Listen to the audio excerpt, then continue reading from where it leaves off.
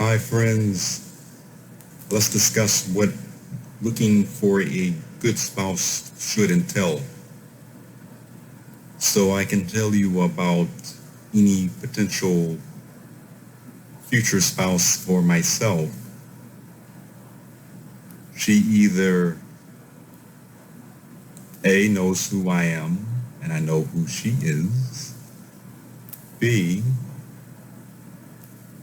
uh, has maybe heard of me but doesn't know anything about me.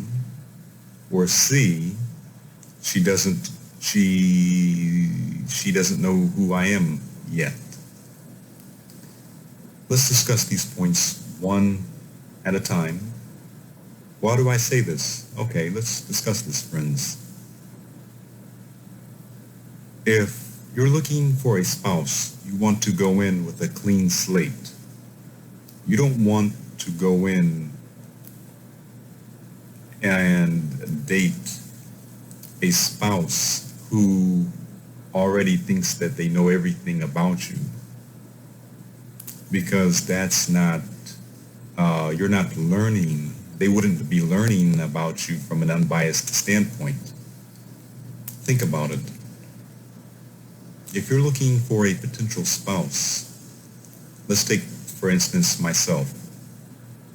The only things that I need to know about, let's say someone said, I think there's a potential wife for you at this church or another church. The only things I would need to know about her would be maybe her name, what she looks like, her occupation, her educational level, just to see what we have in common. Other than that, I really wouldn't have to know anything about her. What purpose would learning about her uh, serve me in trying to get to know her? Because it would only be a second-hand source of which they have their own biases based upon their viewpoints on certain things. Therefore, they'll tell you based upon their how they feel about something, which will influence their tone. And good or bad, they could be telling you something that, and you'll have the same exact opinion without ever meeting them. Why? Because you've been told that this is what is the case. So you want to go in with a clean slate. That way you can learn about them on your own. Think about that. Why would someone need to, let's have the idea of, someone knows who you are. They might have some interest in you, but they haven't introduced themselves yet. Well, for one, let's go back to that point I was just making. That's gossip. That's gossip.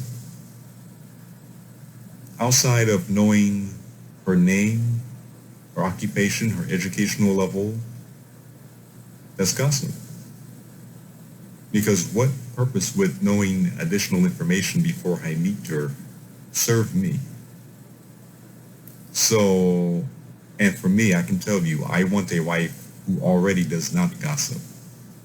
I don't want to enlighten her about that topic in that area. So, let's go to the point of, so that takes care of, she knows who I am, but she hasn't met me. But let's continue that point. Think about this.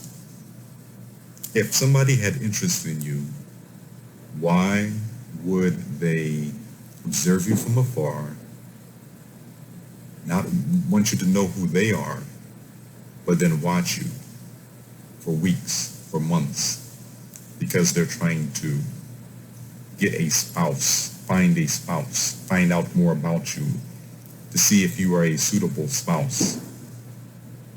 What can you learn about somebody from observing them without talking to them, without interacting with them?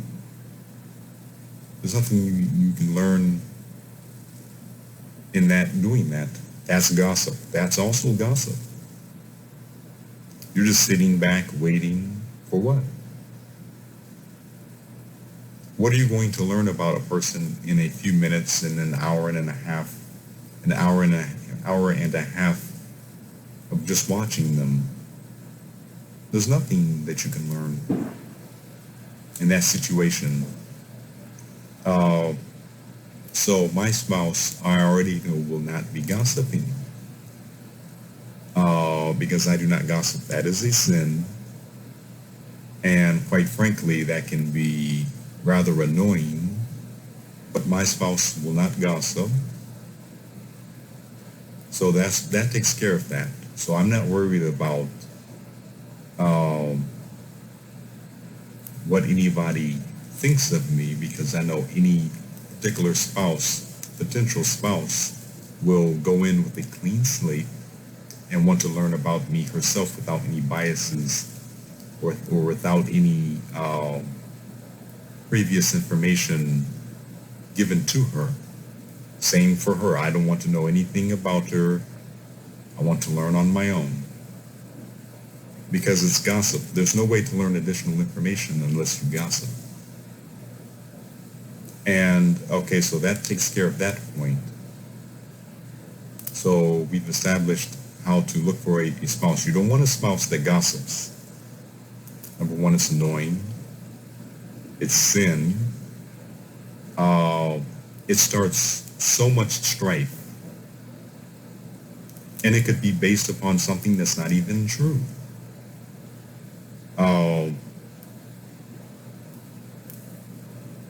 Also, when it comes to a spouse, you want to know what you're looking for. You want to know what you're looking for.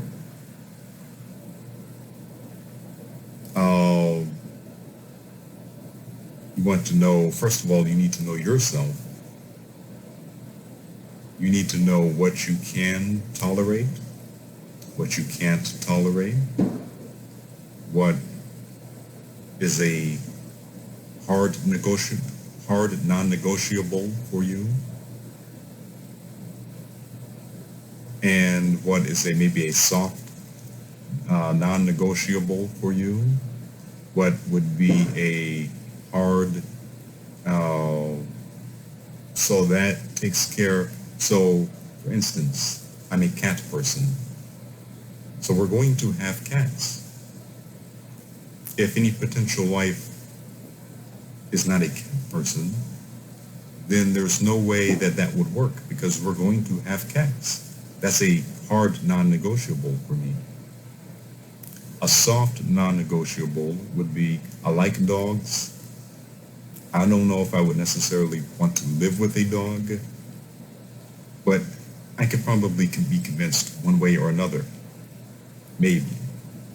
But with a cat, I have to have cats. So you need to know what you can tolerate and what you cannot tolerate. And we all have different personality traits.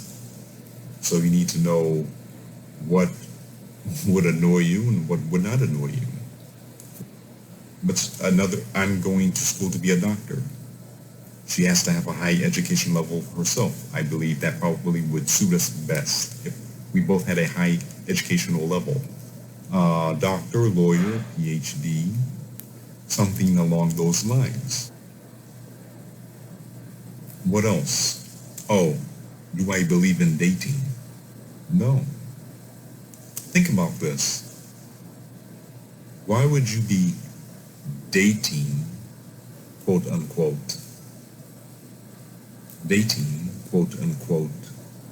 for 6 months, a year, and you haven't committed to this person? You're just asking for fornication. That's what it's going to lead to. What would you learn about somebody that would take a year, 2 years, that you can't learn really up front? Like, I think it's good for me. I know, at least right now, what I feel I'm looking for, and therefore I can say up front, I'm looking for this, that, and that. I'm probably not looking for this, that, or something else. It cuts down a lot of that idle dating. It's really idleness. That's not really of God. I would need to brush up and research, but once somebody, a lot of times before, they would put people together. Let's say in Jesus' day, they would put people together. They would matchmake. Now I know there are problems with that, but they would matchmake. The ideal of idle dating for a year or two or more, that's not of God. I know that's not of God, because why would you need to casually get to know somebody for 2, 3, 4 years without committing to them? And then if you break up after with your girlfriend, boyfriend, after let's say 4 years of just casually dating them, what did that accomplish? You're back at square one. Now you can say that you learned what you like, what you don't like, etc. But then you're going to go right back into that same cycle, that same pool, and do the same thing over again, over and over again. Let's say now you're going to date somebody for another 2 years, somebody new for 2 years, and then break up with them. This is idleness. That's just idleness. So, I don't believe in idle dating, because that's what it is. It's idleness.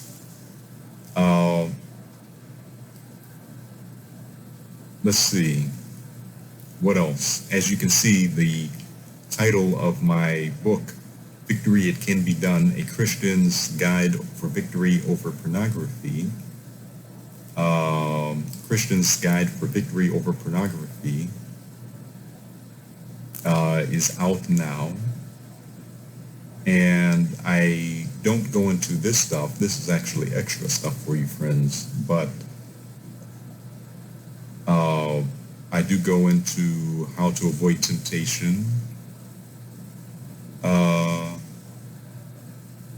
So let's be mindful of those things.